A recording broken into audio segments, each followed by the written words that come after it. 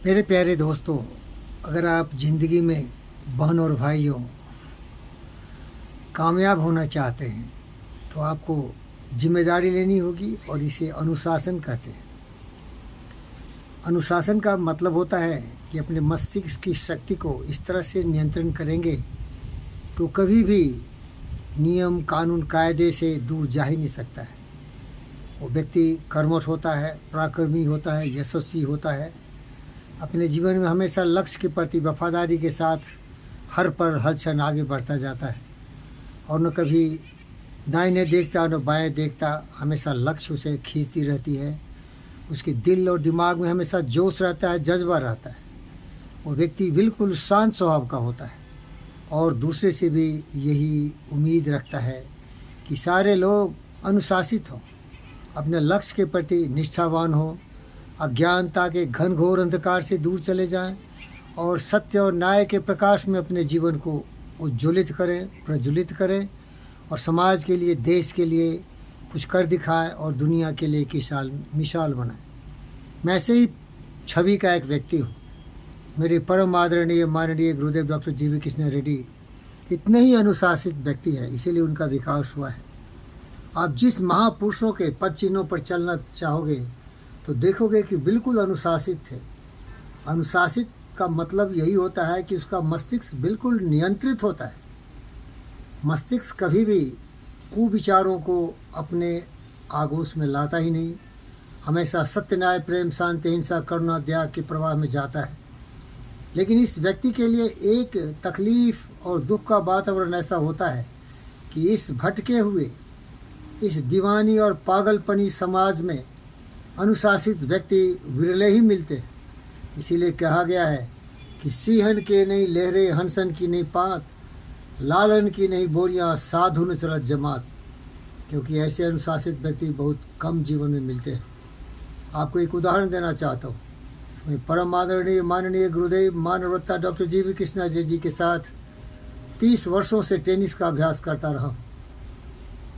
नित्य प्रति हम लोग 5 बजे उनके घर बंजारा हिल रोड नंबर 1 में डॉक्टर जी वी के हाउस में पहुंच जाते थे।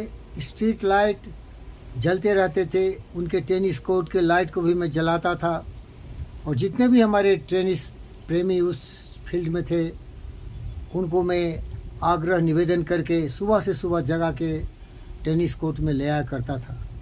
और ये सिलसिला सदियों तक तो नहीं लेकिन दशकों तक ज़रूर चला। एक ऐसा समय आया जबकि माननीय आदरणीय doctor G V Krishna Reddy साहब ने टेनिस के लिए अपने खजाने खोल दिए। वो WTA हो या स्पॉन्सर करना हो, सानिया मिर्ज़ा में भी उन्होंने काफ़ी इन्वेस्टमेंट किया था। इसके बाद अनेक ऐसे बच्चे थे, मेरी बच्ची विष्णु विशेष में भी ऐसे सैकड़ों बच्चों में उन्होंने करोड़ों का इन्वेस्टमेंट किया था। और इसके बाद वो बुजुर्गों के टेनिस में, जिसे हम वेटरन टेनिस चैम्पियनशिप कहते हैं, उसका नित्य साल में आयोजन करते रहे हैं।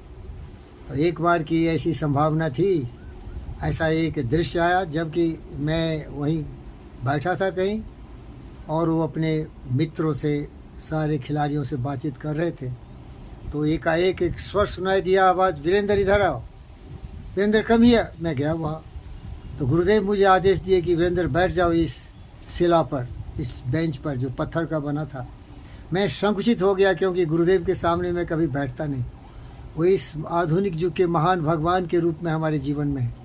इसीलिए मैं निवेदन किया, गुरुदेव आपके सामने बैठना कभी भी मुझे मानसिक शांति नहीं देगी और आपके इतने सारे दोस्त भी सामने खड़े हैं, मैं कैसे बैठूं।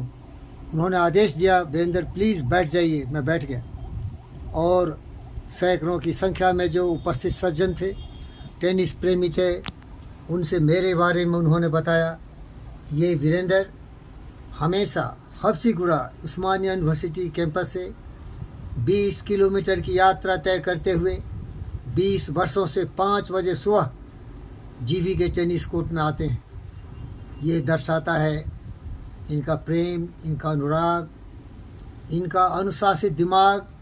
प्यारे दोस्तों, जब गुरुदेव का मुझे ये सर्टिफिकेट मिला है तो ये कोई साधारण सर्टिफिकेट नहीं है। हार्वर्ड यूनिवर्सिटी के सर्टिफिकेट से भी ऊंचा है। गुरुदेव एक जीते जागते महापुरुष हैं और हजारों यूनिवर्सिटी उनमें समाये हुए हैं। इसलिए मैं आप लोगों से निवेदन करता हूँ, अगर मैं आप लोगों से मैं आग्रह करता हूँ कि अनुशासित रहिए, डिसिप्लिन रहिए, तो आप बुरा मत मानिए। क्योंकि अगर आप जानवर की तरह बर्ताव करेंगे, आप बिना सोचे समझे उदंडता उच्छृंखला दिखाएंगे, तो आपका तो विनाश निश्चित है ही। ये समाज भी हमारा, देश भी हमारा अनुशासित नहीं होगा। यहाँ की जनता ही हमारे देश को अनुशासित करती है और प्रगति पथ पर अपने मस्तिष्क की शक्ति से नए नए अनुसंधान, नए नए कार्यक्रम से हमारे देश की शोभा बढ़ाती है और हमारा तिरंगा आकाश की तरफ ऊंचे उठता हुआ जाता है। ऐसे कभी हमने देखा है कि जहाँ मैं कार्यरत हूँ जीवीके हमारे में, हमारे जो स्टूडेंट्स आते हैं, हमारे जो विद्यार्थी आते हैं, उन्हें इस तरह का किसी ने ज्ञान नहीं दिया। लेकिन जब मैं उनके साथ अनुशासन का आग्रह निवेदन करता हूँ और डिमांड करता हूँ तो थोड़ा वो विचलित हो जाते हैं। हमारे खिलाफ़ कुछ लोग कंप्लेन भी किए हैं, मुझे इसकी परवाह नहीं। अगर डिसिप्लिन नहीं हो, अनुशासन नहीं हो, तो आदमी पशु से भी नीचा गिर जाता है। इसीलिए अनुशासित रखिए, दिमाग को वही करने दो जिससे कि तुम्हारा विकास हो, तुम्हारे जिंदगी में सुख शांति आए, तुम एक सर्वजन सम्मानित प्रतिष्ठित व्यक्ति के रूप में अपने आप को प्रकट करो। यही मेरी विनती है, निवेदन है। और मैं दुखी होता हूँ जिस तरह एक माता पिता अपने बच्चे को कुकर्मों से बचा के सुकर्म के रास्ते पर ले जाते हैं, लेकिन वो बच्चे को लगता है कि माता पिता तो उसके शत्रु है। लेकिन वो शत्रु नहीं है, शत्रु वो नासमझ बच्चा है जो समझता नहीं है। कभी कभी आग को भी पकड़ने की कोशिश करता है, कभी कभी चांद को भी लाने की चेष्टा करता है। इसीलिए प्यारे दोस्तों, आप सबों से मैं क्षमा याचना करता हूँ। मैं बिल्कुल डिसिप्लिन हूँ और ये देश तभी उन्नति प्रगति के पथ पर अग्रसर होगा जब ये देश अनुशासित होगा।